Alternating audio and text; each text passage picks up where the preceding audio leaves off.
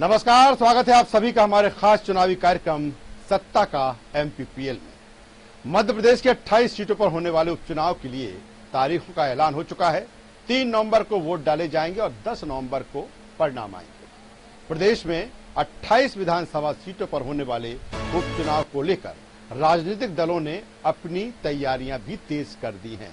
ये चुनाव मध्य प्रदेश की सियासत की नई दिशा तैयार करेंगे। हम चुनावों पर शिवराज सरकार का स्थायित्व भी टिका हुआ है। जिस तरह से शिवराज सरकार का इन चुनावों पर स्थायित्व टिका है, वहीं दूसरी तरफ ये चुनाव बागी विधायकों का भविष्य भी तय करेगा। हमारे इस खास कार्यक्रम के जरिए हम 28 सीटों पर हो रहे चुनावी गणित को टटोलने की कोशिश करेंगे और जानेंगे इस चुनाव के मुद्दे और राजनीतिक दलों के क्या है दावे। आज इस कार्यक्रम में हम बात करेंगे छतरपुर जिले में आने वाली विधानसभा सीट बड़ा मलहरा की। प्रद्युम्न सिंह लोधी ने पाला बदलने के बाद ये सीट रुकती हुई है। लोधी अब बीजेपी के झंडा लिए सीट पर चुनाव मैदान में है। पाला बदलने का फायदा लोधी को तत्काल मिला और उन्हें खाद्य नागरिक आपूर्ति निगम का अध्यक्ष बना दिया गया। सत्ता का एमपीपीएल में आगे बढ़ने से पहले समझेंगे बड़ा मलहरा विधानसभा के सियासी गणित को। कुल मतदाता 2,13,535, पुरुष मतदाता 1,14,000 के लगभग, महिला मतदाताओं की संख्या 99,000 के करीब, अन्य मतदाता 11। नगर पंचायत 3, जनपद पंचायत 2। बड़ा मलहरा विधानसभा में 317 पोलिंग बूथ हैं। इस सीट पर सबसे ज्यादा लोधी मतदाता, दूसरे नंबर पर यादव वोट बैंक।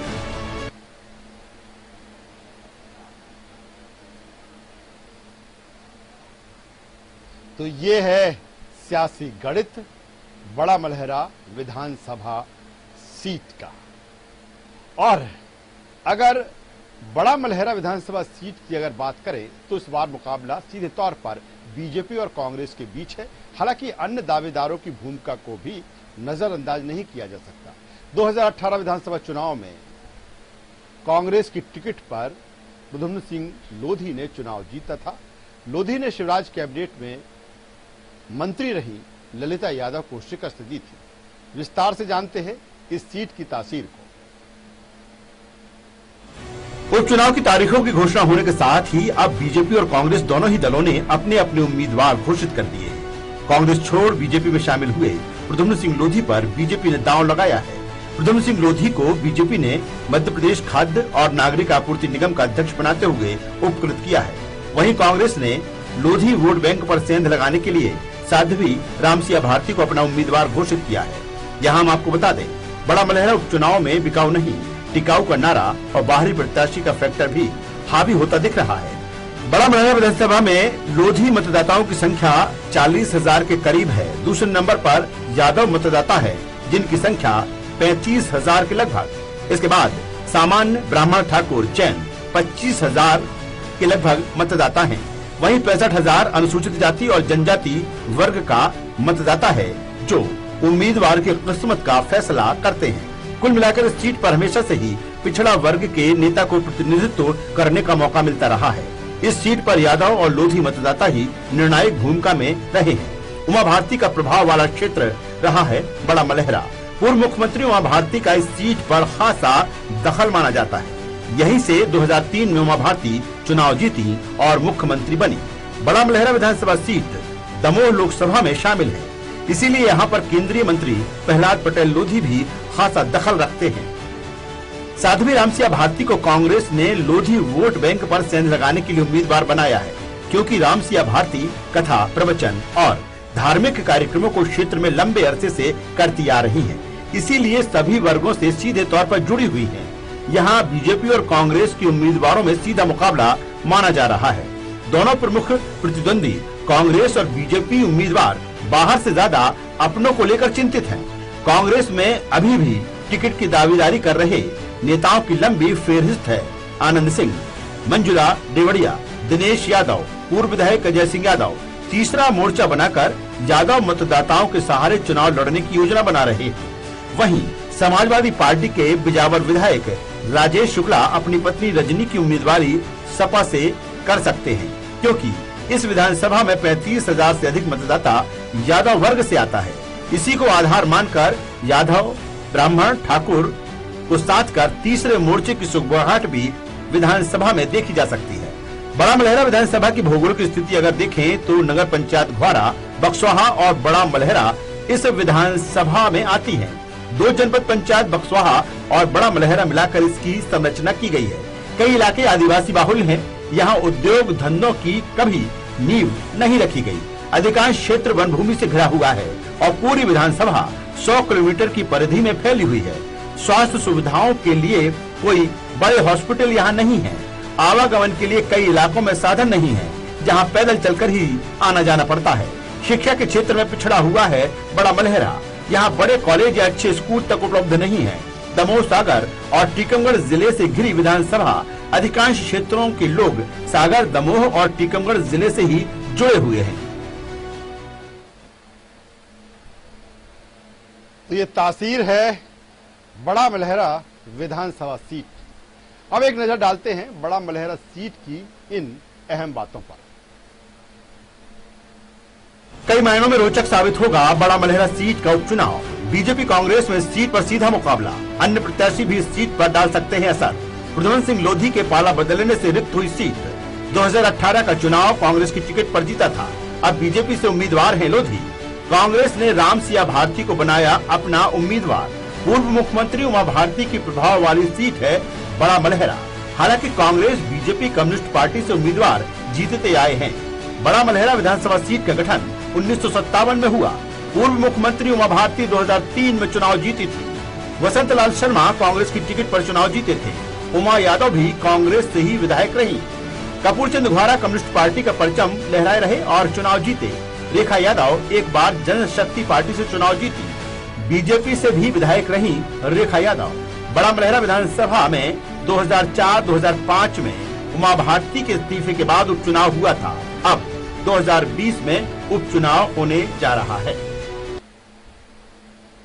2 साल के भीतर ही यहाँ की जनता एक बार फिर वोट करेगी। जनता क्या सोचती है इस चुनाव को लेकर, किस आधार पर वो वोट करेगी और क्या है इस क्षेत्र की बड़ी समस्याएं। बड़ा मलहरा की कहानी, जनता की जुबानी। भाजपा और कांग्रेस ने बड़ा मलहरा विधानसभा में उम्मीदवार मैदान में उतार दिए हैं। आज न्यूज वर्ल्ड की टीम पहुंची है बड़ा मलहरा के दरगाह गांव। यहां जाने की मतदाताओं का रुख कि किस तरह का जनप्रतिनिधि चाहते हैं, किस तरह का विधायक चाहते हैं। बताएं, क्या नाम है आपका? मालती आदिवासी। बताओ मालती रे, क्या समस्या है, कैसे विधायक चाहती हैं आप अपने से? हम का बता दीजिए कौन चाहने जो काम हो वो खोलो करो तो को नहीं कर रहा हुआ कछु लो। अब वोट चाहने से सब कछु है। अब देखो आदिवासियन के देखो सब आदिवासियन के चले जाओ, किसी के कुटी नहीं है, किसी को काम नहीं मिल रहा। भूखे प्यासे आदिवासी के पूरे मर रहा। और न हम उनके जमीन ने जागा रेबे ने जोतबे ने बेबे। शासन की इतनी योजना है, कोई लाभ नहीं मिला। अब वोट डाल लगी तो सब आ रहे हैं, वो वोट डे जाने सब फिर नहीं उन्हें कोई खोलो। क्या नाम है? बताओ राम तेरे का समस्या बताओ। दोबारा चुनाव हो रहा है, कौन प्रत्याशी का वोट देगा, भाजपा या कांग्रेस का स्थिति है? अब जो तो ऐसा आगे देखो, हम शुरू से जो में दे दिया दे तो हम हुई नहीं बीजेपी वाले। तो कहा विकास की का स्थिति? बीजेपी के इतने विधायक रहे, उमा भारती मुख्यमंत्री रही है तहीं से। अब एलो तो जितने रहे सुबह जितना इतने वोटें लेके गए उतना से लौट के नहीं आए। का जनता की स्थिति है का है देखो भी बनने मानो भाई आपको बताओ भागवती रे क्या समस्या है, क्या दिक्कत है तुम्हें? दिक्कत यही है का न मेहनत न मजूरी न जमीन न जांगा और न कछु लाभ मिल रहा और न बाल न बच्चे कछु नहीं है हमारे पास। हम तो ऐसी डोका डोकाइया खाते मजूरी। तो वृद्धा पेंशन मिल रही? कछु नहीं मिल रहा, हमें नहीं मिल रहा। तो मोदी जी कितनी स्कीमें चल रही, प्रधानमंत्री आवास योजना की, मिलो आवास योजना को लाभ? यही है जो सब्जी वब्जी है आए थे थोड़े से पैसे 500-500 ये तो मिले हैं 2 बार, फिर नहीं मिलो कुछ नहीं। चलिए, बड़ा मलहरा विधानसभा आदिवासी बाहुल्य क्षेत्र है और यहाँ की जनता को जो शासन की योजना है उनका भरपूर लाभ नहीं मिल पा रहा है। बताए क्या नाम है आपका? मिहीलाल बताओ मिहीलाल, क्या समस्या है आपका गांव में? हमारे पास सर जी यही है समस्या का। देखो ना हमारी कुटी बनी है, कुटी न शौचालय बनाने हमारे को लिए न गैस आया है, कुछ नहीं मिला।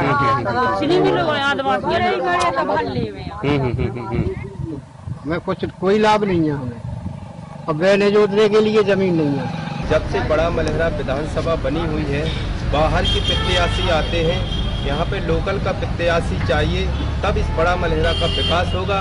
इसलिए हम लोग सभी बड़ा मलहरा विधानसभा क्षेत्र के सभी जनता चाहती है बड़ा मलहरा का विधायक, लोकल का विधायक चाहिए।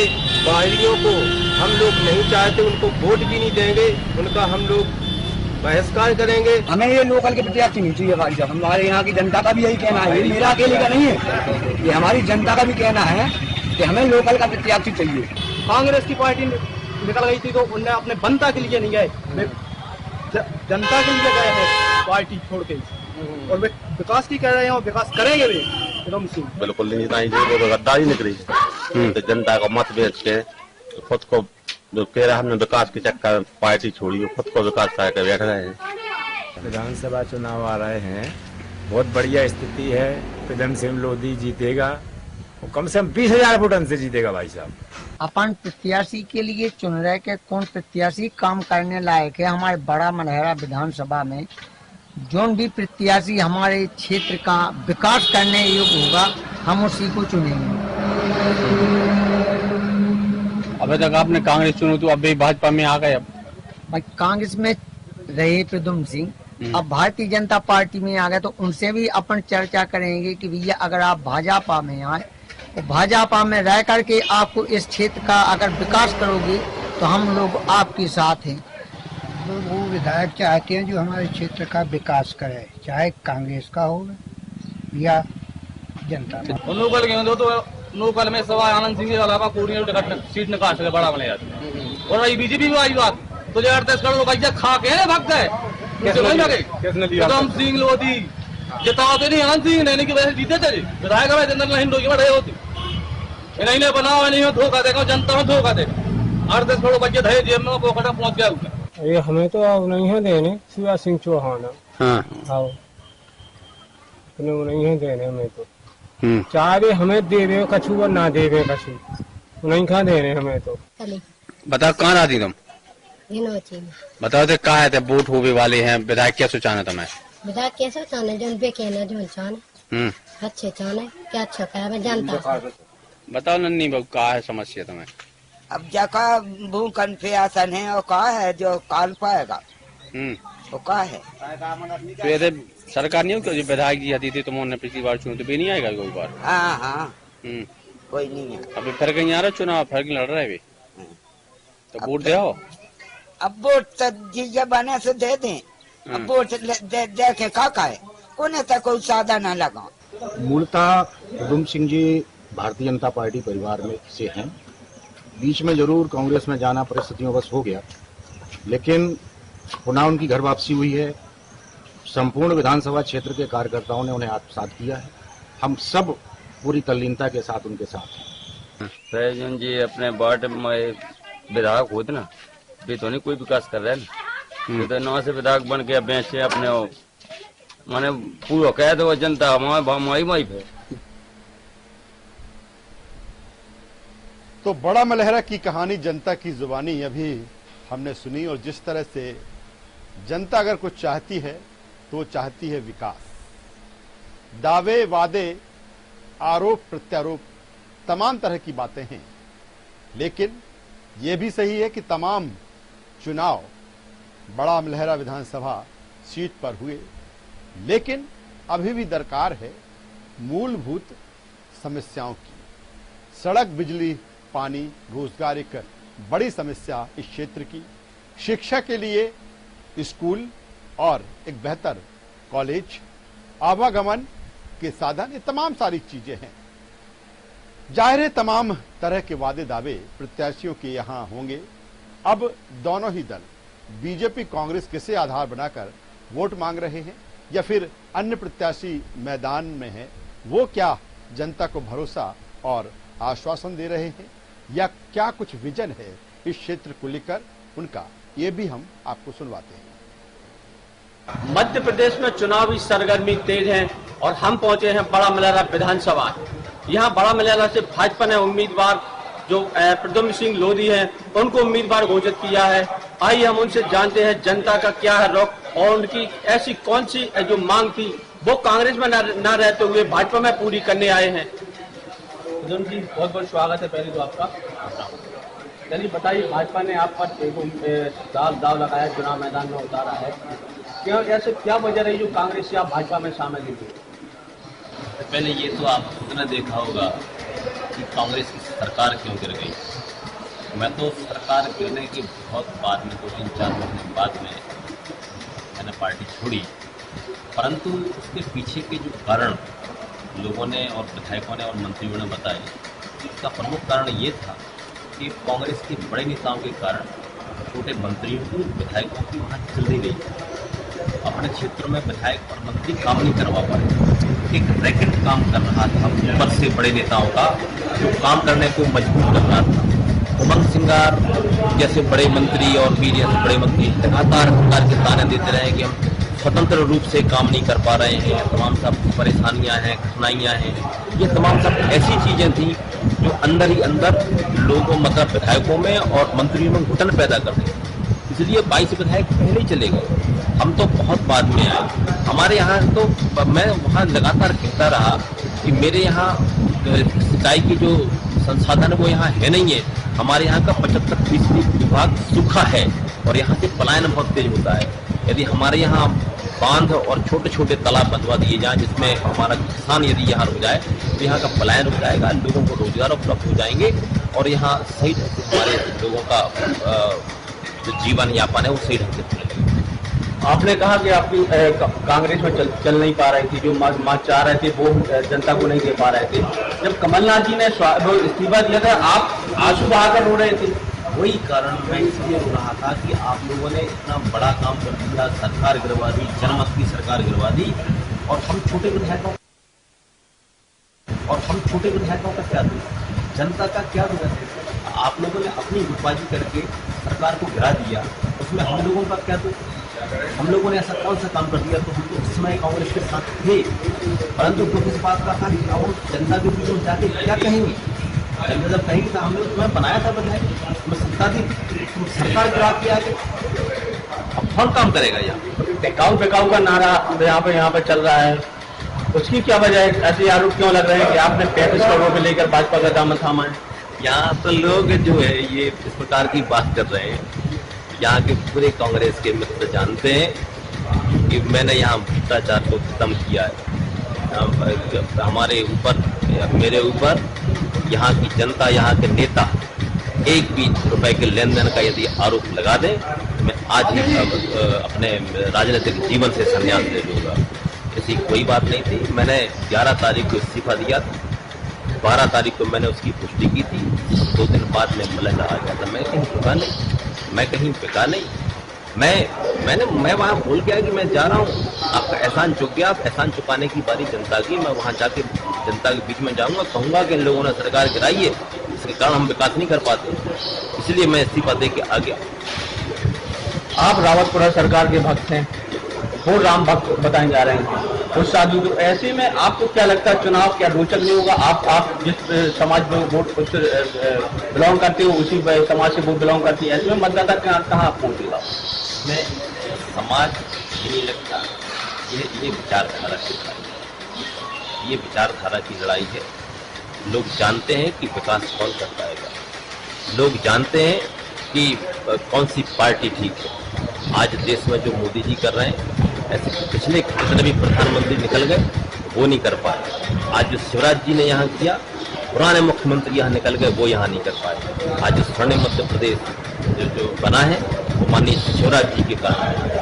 आज जो पूरे क्षेत्र में आप देखेंगे, सभी विधानसभा क्षेत्रों में प्रदेश में सड़कों का जाल बिछाया, भारतीय जनता पार्टी ने बिछाया। संबल जैसी योजना यदि कोई लाया गरीबों के हित में, तो आज भाजपा लाई। यदि बुजुर्गों को तीर्थ दर्शन कराने की योजना लोगों को सरकार श्रवण कुमार बनी, तो वो भाजपा के कारण। वो सामाजिक सरोकारों की सरकार जो छोटे छोटे मुद्दों को ऊपर उठा के लाते हैं और समाज के अंतिम व्यक्ति तक हम विकास पहुंचाने का वादा करते हैं। आप पर बाहरी होने का हमेशा आरोप लगा दिया, बाहरी प्रत्याशी के रूप में यहाँ पे हैं। ऐसी स्थिति में आप जनता के बीच कैसे पहुंच रहे हैं? क्योंकि बार बार ये आरोप हर जगह लगते हैं कि आप बाहरी हैं, बेकाबू हैं। ये आरोप उस दिन खत्म हो गया था जिस दिन मैं विधायक बना, और उस दिनांक से आज दिनांक तक यहाँ कोई कांग्रेस के नेताओं के अलावा, कांग्रेस के नेता भी तभी जवान में कहते हैं कि ये यही रहा है, 18 महीने यही रहा है, और कोई आरोप नहीं लगा सकता कि मैं यहाँ का नहीं। बहुत लोग ये रहने वाले यहाँ के बॉम्बे में रहने लगते, वो यहाँ से चले जाते हैं। मैं तो यहाँ रहा हूँ और लोगों के दिलों में रह रहा हूँ, आज भी लोगों के दिलों में रह रहा हूँ, लोगों के दिलों से बाहर निकलने वाला नहीं हूँ। चलिए, तो ये थे हमारे साथ भाजपा के उम्मीदवार प्रद्युम्न सिंह लोधी, जो दावे कर रहे हैं कि बहुत और जनता के बीच के हैं, यही के हैं। जो उनके ऊपर आरोप लगा रहे हैं टिकाऊ बेकार के, उनसे उन्होंने साफ नकारते हुए अपने आप को साफ साफ बताने का प्रयास किया है। अब देखना होगा कि आगामी जो नमस्कार, मैं हूँ राकेश रिछारिया। हमारे साथ है कांग्रेस की जो उम्मीदवार हैं साध्वी, उनसे हम बात करना चाहते हैं वो किन मुद्दों के बीच जनता के बीच पहुंच रही हैं।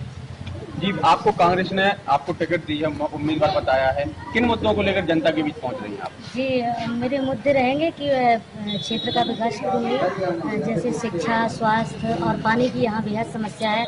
हमारे यहाँ के विधानसभा क्षेत्र के जो लोग हैं, जो गरीब लोग हैं, वो यहाँ से पलायन करते हैं, मजदूरी करने के लिए बाहर जाते हैं। उन पर भी उद्योग के लिए हमारा विशेष उद्देश्य है, हमारे मुद्दे हैं। दूसरी हमारी बात यह है कि हमारी बड़ा मलहरा क्षेत्र की जनता के साथ जो छलावा हुआ है, जो छल करने का काम किया है, उन लोगों को, उन गद्दारों को हमारे क्षेत्र की जनता भगाने का काम करेगी। आपका मुकाबला सत्ताधारी भाजपा के नेताओं से, वो आपके साथ कांग्रेस में बराबर कंधे से कंधा मिलाकर चलते रहे। आज आपका उन्हीं से मुकाबला है। हाँ, उनसे हमारा मुकाबला है, लेकिन रामचरितमानस में लिखा है कि कर्म प्रधान विश्व रच राखा, जो जस करें सो तस पंचाखा। कर्म ही प्रधान है, और उन्होंने ऐसा कर्म किया है कि उसका जवाब हमारी जनता देगी। चलिए, तो ये थी हमारे साथ कांग्रेस की उम्मीदवार, अपने अपने प्रत्याशियों के अपने दावे हैं, अपने। तो बीजेपी और कांग्रेस के क्या कुछ दावे हैं, क्या कुछ वादे हैं, हमारे संवाददाता राकेश रिछारिया ने उनसे बातचीत की और जाना कि आखिर क्या एजेंडा है विकास का उनके पास में। इस विधानसभा में किस तरह चढ़ रहा है चुनावी रंग, क्या माहौल है इस सीट पर चुनाव का, इसी पर और चर्चा करेंगे। हमारे संवाददाता राकेश रिछारिया हमसे सीधे जुड़ रहे हैं। राकेश, जिस तरह से हमने देखा कि क्या कुछ माहौल है बड़ा मलहरा विधानसभा सीट का, जनता क्या चाहती है, यह भी सच है कि तमाम तरह के चुनाव इस सीट पर हुए, लेकिन आज भी बड़ा मलहरा को दरकार है विकास की, आज भी दरकार है यहाँ के लोगों को रोजगार की। सड़क, बिजली, पानी अहम मुद्दे इस सीट पर हैं। मैं आपसे जानना चाहूंगा कि क्या कुछ रंग, अब चुनावी रंग बड़ा मलहरा सीट पर आप देख पा रहे हैं, क्या माहौल बन चुका है चुनाव का इस सीट पर? ये बिल्कुल बता दो कि जो भाजपा कांग्रेस ने अभी 2-3 दिन हुए जब प्रत्याशी दिए हैं, इसलिए दोनों ही दलों के प्रत्याशी है, जो अंदरूनी विरोध है, दोनों ही दल आपस में जो मान मनोबल का दौर है नेताओं के बीच, वो जारी है। कल भाजपा के प्रदेश अध्यक्ष के द्वारा जो घोषित हुए भाजपा नेता हैं, उनको मनाने का प्रयास किया है। तो कल जो कांग्रेस के प्रत्याशी उम्मीदवार हैं रामसिया भारती, उन्होंने भी जो रूठे हुए जो दावेदार थे उनको मनाने का प्रयास किया है, और एकजुट होकर कांग्रेस को विजय बनाने के लिए रामसिया ने और जो विधायक हैं उन्होंने भी प्रयास किया है सबको। जी राकेश, तमाम तरह की बातें हमने सुनी, जनता क्या चाहती है, जनता क्या कह रही है, या जो उम्मीदवार हैं वो क्या कुछ कह रहे हैं, लेकिन एक बड़ा सवाल इस सीट पर यह भी बन रहा है कि चाहे वो बीजेपी हो चाहे कांग्रेस हो, दोनों ही दलों के प्रत्याशियों को अपनों से खतरा है, बाहर से ज्यादा अपनों से खतरा है, क्योंकि कांग्रेस में जिस तरह से देखा जाए अभी भी कई ऐसे उम्मीदवार हैं जो लगातार दावेदारी कर रहे हैं। बीजेपी कहीं न कहीं इसी स्थिति परिस्थिति से जूझ रही है। तो क्या माना जाए कि दोनों ही दल, बीजेपी कांग्रेस, इस समस्या से जूझ रहे हैं? ये बिल्कुल बता दूं कि भाजपा से ज्यादा कांग्रेस में जो दावेदार थे उनके बीच में ज्यादा अंदरूनी कलह मचा हुआ है। यही कारण है कि जो रामसिया भारती हैं उनको एक कमजोर प्रत्याशी घोषित करने का प्रयास किया जा रहा है जो कांग्रेस के नेता हैं। हालांकि जो कांग्रेस की स्थिति है वो बेहतर बताई जा रही है क्योंकि वो साध्वी हैं, प्रवचन करती रही है, क्षेत्र में सामाजिक कार्यों से लगातार जुड़ी रही हैं, वो क्षेत्रीय नेता के रूप में उनकी पहचान है, इसलिए वो कहीं ना कहीं क्षेत्र के नेताओं से जुड़ी हुई हैं। और जो भाजपा प्रत्याशी प्रद्युम्न सिंह लोधी हैं उनके ऊपर टकाऊ बेकाऊ दल बदल जैसे तमाम ऐसे आरोप लगते रहे हैं, इसलिए कहीं ना कहीं भाजपा नेताओं को इसका ज्यादा खामियाजा, ज्यादा मेहनत करनी पड़ रही है, अपनों से लड़ना ही है और खासतौर पर बाहर के लोगों से भी लड़ना उतना ही जरूरी है। राकेश, आखिरी सवाल है आपसे कि पिछला चुनाव 2018 का हमने देखा था कि पूर्व मंत्री उमा यादव ने यहां से चुनाव लड़ा था, हार उनको मिली थी। क्या इस चुनाव में किस तरह से एक्टिव मोड में दिख रही हैं? वहां पर प्रद्युम्न सिंह लोधी के साथ में वो चुनाव प्रचार में हैं और दूसरी तरफ हम रेखा यादव की बात करें तो क्या है, ये बीजेपी के तमाम सारे नेता जो लंबे समय से इस क्षेत्र में राजनीति करते रहे हैं, हालांकि उमा यादव को तो आखिर वक्त पर वहां पर टिकट दिया था, उन्होंने चुनाव लड़ा और उनको हार का सामना करना पड़ा, तो क्या लगता है बीजेपी के इन नेताओं का? जी बिल्कुल, सबसे बड़ा खतरा यही कि जो यहाँ के पूर्व मंत्री रही ललिता यादव, उनके जो राजनीतिक जो राजनीतिक खतरा है उनके ऊपर मंडराने लगा था। जो रेखा यादव है उनको उनके अस्तित्व पर भी, क्योंकि Pradyumna Singh OBC vote bank से आते हैं, बड़ा मलहरा ओबीसी वोट बैंक के लिए वहां प्रतिनिधि जो जनप्रतिनिधि वहां हमेशा चुनता रहा। हालांकि पिछली बार जो विधानसभा चुनाव हुए थे 15,000 से अधिक वोटों से पूर्व मंत्री ललिता यादव को कांग्रेस ने हराया था प्रद्युम्न सिंह लोधी ने। अभी जो सभा हुई है उसमें जरूर दिखाने का प्रयास किया जा रहा है कि पूरी भाजपा एक है और प्रद्युम्न सिंह लोधी को जिताने के लिए एक मंच पर आ चुकी है, ऐसा जनता के और मतदाताओं के बीच मैसेज देने का पूरा भाजपा के द्वारा प्रयास किया जा रहा है। चलिए राकेश, बहुत शुक्रिया तमाम जानकारी के लिए। तो बड़ा मलहरा की जनता का आशीर्वाद किसके साथ होगा ये तो चुनाव के बाद उसके परिणाम बताएंगे, लेकिन इतना जरूर है कि यहाँ मुकाबला दिलचस्प और रोचक होने वाला है। सत्ता का MPPL की खास पेशकश में आज बस इतना ही। कल फिर आपसे रूबरू होंगे एक नई विधानसभा की चुनावी पड़ताल के साथ। तब तक के लिए दीजिए हमें इजाजत। नमस्कार। खबरों का सिलसिला लगातार जारी है।